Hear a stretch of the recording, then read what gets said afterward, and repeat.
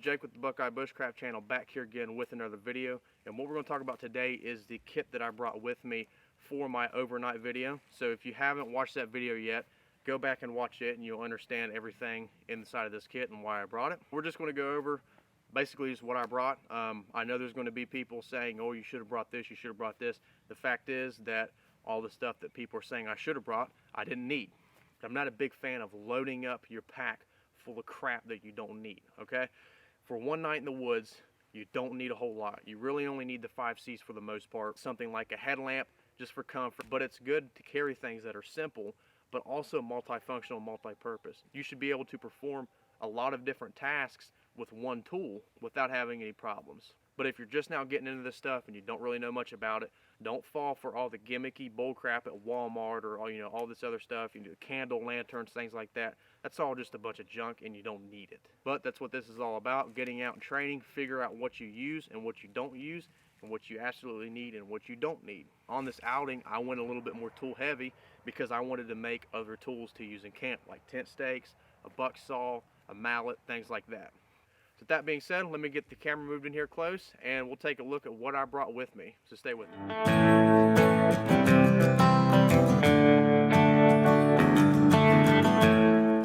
Okay, so first we're going to go over our cutting implements that we use.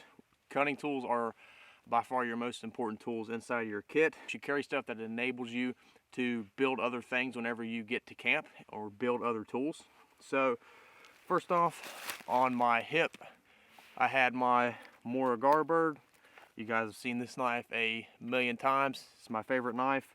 I've probably been using it extensively for the past year or so. So this is a full tang knife, meaning that it's basically one big piece of metal with the handle wrapped all the way around it, which is what you want. It's got a Scandinavian grind, 90-degree spine for striking a ferrocerium rod if you want to start a fire, and also for scraping material off of something like a piece of fat wood. High carbon steel, which we can use in conjunction with a rock to start a flint and steel fire. So this was my knife of choice. It's about as wide as my hand, so it's got about I think this is a 4 1/4 inch blade, something like that. That's a perfect blade size for me. I like the sheath that it has. It's a very old school fold over style sheath. It's all leather. It's got a belt loop on the back. So that's what we chose for our primary knife. Next up, this was in my Haversack. This is just a folding saw. It's a Baco Laplander. I've used the Silkies. I do like them. I just haven't bought one yet.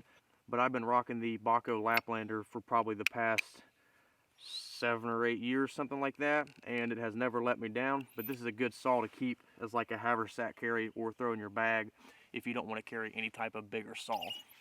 And then next we carried a saw blade that we used to make this buck saw with. This is going to allow us to buck up larger pieces of wood, and it's also going to aid in shelter building if you're building some type of natural shelter by, like I said, cutting larger pieces of wood. And then for our last cutting tool, we've got a Halsbrook axe. I think this is the Amalike or something. I don't know how to pronounce it, so it's them weird Swedish names. But this is made in Sweden. This is a very small axe. It's got a small head on it. This is also a very lightweight axe. Now, this is not my first choice for an axe for the Eastern Woodlands. My first choice would be some type of council tool. I'm a big fan of the Woodcraft pack axe from Council Tool, but it was just too big for this outing. I didn't need it.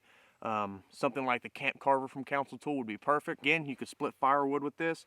You can cut larger logs with it. You can use it when you're pegging out your tarp to pound stakes in the ground. So a good axe in the wintertime is especially important just because the wood, where it's frozen, it's a little bit harder than normal.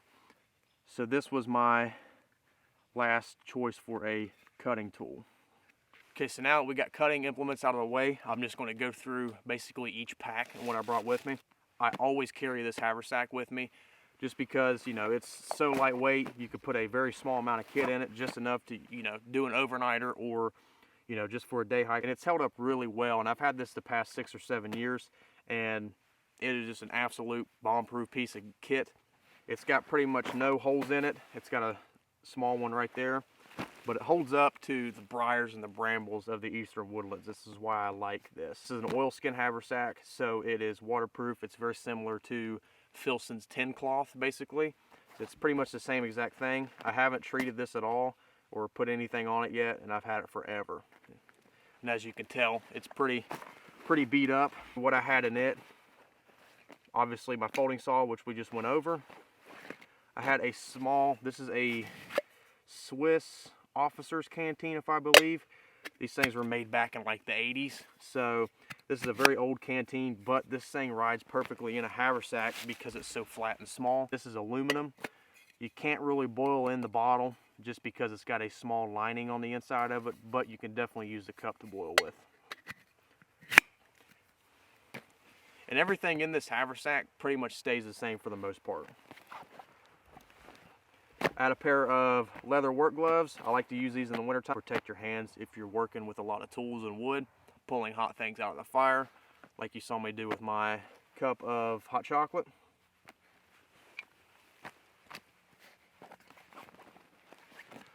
Small roll of number 36 bank line.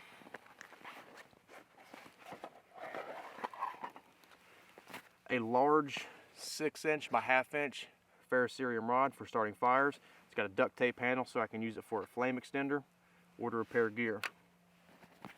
And then I also carried my char tin. So inside of this, I've got a nice stick of fat wood. I've got a piece of flint and a steel. Also have a small mini Bic lighter, and then a small ferrocerium rod and a magnifying glass. So this gives me multiple options to start a fire. And also I have char material in here. So I use this tin to char material with, and also it carries my fire kit. A lot of options with these two things to start fires with. And that's pretty much everything that's inside of my haversack. Again, nothing from my normal kit for the most part. If you go back and watch one of my older videos, you'll see what I typically carry inside of this if I'm just carrying it by itself.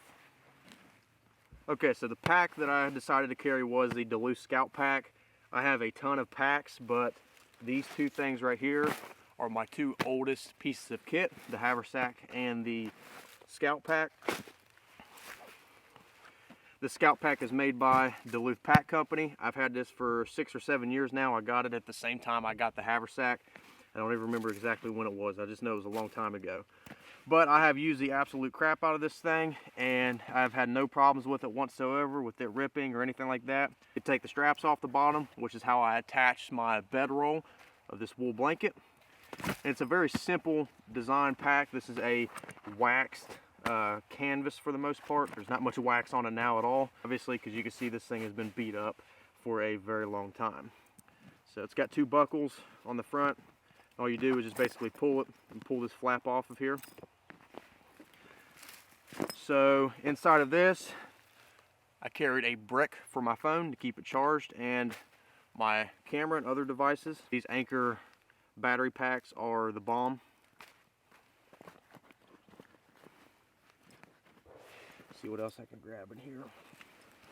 Add a sniper's veil. It's cotton material. I mainly use this around my neck at nighttime. And then whenever I wasn't using it, I basically just hung up beside the shelter. You can use it for bandaging material, filtering water. For this is almost like a net. You can use this as pretty much a minnow seine. So some type of cotton material though. Next up was my headlamp. This is the Princeton Tech Bite, I think is the name of it. So it's a pretty good headlamp. It's about 100 lumens. It's got a red light setting. I'm actually going to end up going back to my black diamond because it was a little bit brighter. But for the money, this thing was like 25 bucks for the money. It's not hard to beat, you know, a black diamond versus a Princeton Tech. I've had this Princeton Tech, been using it for the last couple years. And it's $30 compared to my $70 black diamond headlamp. So this is what I use for my lighting around camp and also to film with. Next up was cordage. So I took a majority of my shelter kit out of this. I typically keep, you know, 5 or 6 tent stakes in this, 6 or 7 6-foot guy lines, and then my ridge line. But I took the stakes out because I wanted to make them, and I took most of my guy lines out. So I've got a 100-foot roll of number 36 bank line for my cordage. You don't really need more than that for an overnight. And then I've got my 35-foot quick deploy ridge line with my 2 prusik loops on it. So that's what I keep in, or kept in this bag. And again, some of this gear I did use, some of it I didn't. That's what going out and staying the night in the woods for multiple days in a row, or just for an overnighter, you figure out what gear you use and what you didn't, and what you can get away with. Next up for another container was my Pathfinder. This is a titanium bottle and cup set. I will never go back to stainless steel after owning titanium, just because it's super lightweight, it heats up faster, and it cools down quicker. But this is what I chose for my extra vessel. Did not bring a grail or any type of water filter, because the creek that was beside me was spring fed. I know where the spring head is that feeds that creek. So I didn't feel the need I needed to filter or boil that water, because I've drank out of it before. I would not recommend anybody just do that, because you can get sick from it. You can have animals crapping in the water upstream or pissing in it or doing whatever. But like I said, I've drank out of that stream 100 times and I have no problems with it. This allows me to boil water if I absolutely have to, make medicine, char, and it also allows me to carry water over distance. And this Duluth pack has this small pocket on the inside. This is the only small pocket it's got, and it's basically just a bucket style pack. So on the inside of this pocket, carried a small compass kit. I did not need it. I knew I wasn't going to need it, but it's just a habit. So inside of here I have a Sunto MC2 with pacing beads. I've got my nav notebook, and I've got a small Ride in the Rain pen.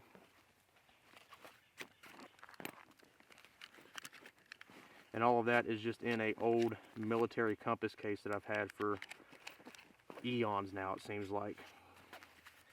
So like I said, I did not use that. I didn't need it, but it's just a habit. And then your thing is the Exotac rip spool. It's got duct tape wrapped all the way around it. I don't know how many feet or yards it is, but carrying this keeps me from having to carry a small roll of duct tape. It's got thread up on the top right here to where you can repair your clothing or gear. Then you screw it open, and on the inside it's got a small sail needle. You can actually build a small fishing kit out of one of these. And then last, for my shelter system, I broke out the old oilcloth, and basically what I used was a Tent Smith's 8x8 oilskin tarp. So this is made by Tent Smith's. This is a pretty much like a 10 cloth for the most part. There is a little bit of a difference between the two, but not much. But like I said, it's made by Tent Smith's, 8x8.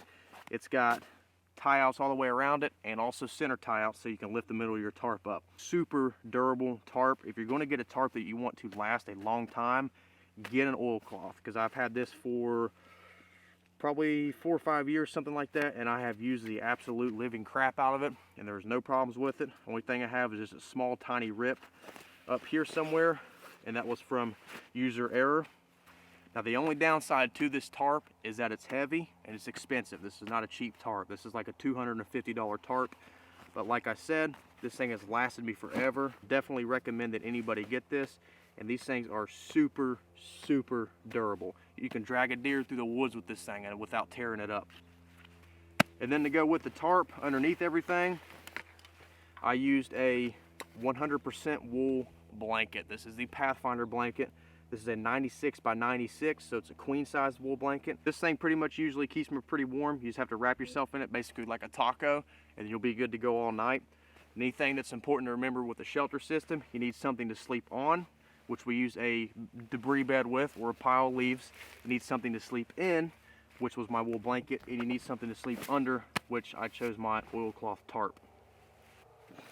And that's pretty much all the gear that I used for my overnighter. Like I said, I didn't bring any food just because I was not going to eat that evening. But this just goes to show you that you don't need a whole lot of gear for an overnighter. Now if I was going 2-3 days, obviously I would put some food in here. I would put some type of water filter in here. But other than that, there's not really much more that you really need for one night.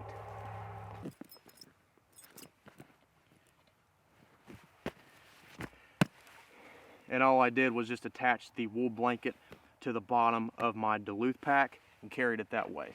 That's not typically the way I like to carry it. I like for everything to be inside of the bag. But where it was just an overnighter and this bag was so small, I had to put it on the bottom. It's just how it is. So this bag is more than sufficient enough for a 3-day outing, 4-day outing, something like that. But for an overnighter, it's absolutely perfect. Partnered with my Haversack. And I'm going to be doing an overnighter here soon with just a Haversack kit, which is the kit that I normally carry, using the T60 emergency shelter because people think that it doesn't work. So I'm going to go out there and prove everybody wrong, which seems like pretty much the way you have to do it with YouTube nowadays. Like I said, I stayed really warm all night long because I was layered very well, and that's probably one of the most important things in the wintertime is your layering system.